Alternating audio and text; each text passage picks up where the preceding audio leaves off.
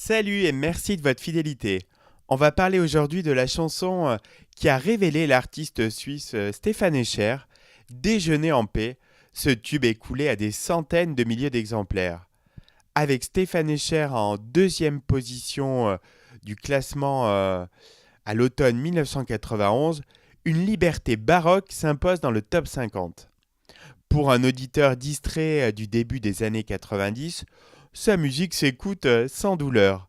C'est un rock en pente douce, voilé de sons réverbérés, quelque part entre Bashung et Bob Dylan, entre Michel Berger et U2.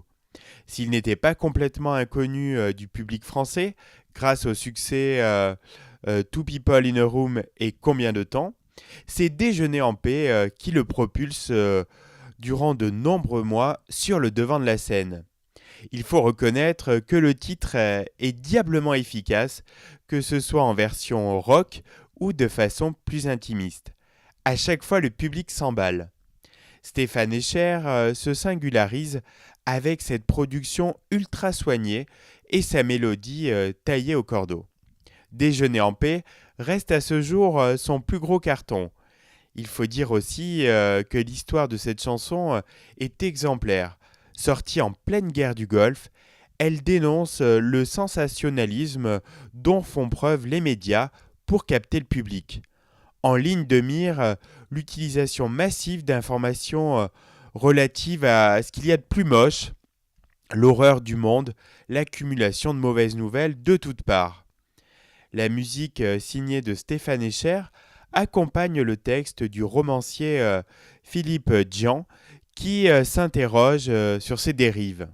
L'auteur à succès, entre autres de 37 le matin, sert avec beaucoup de justesse la musique d'un artiste aux influences multiples.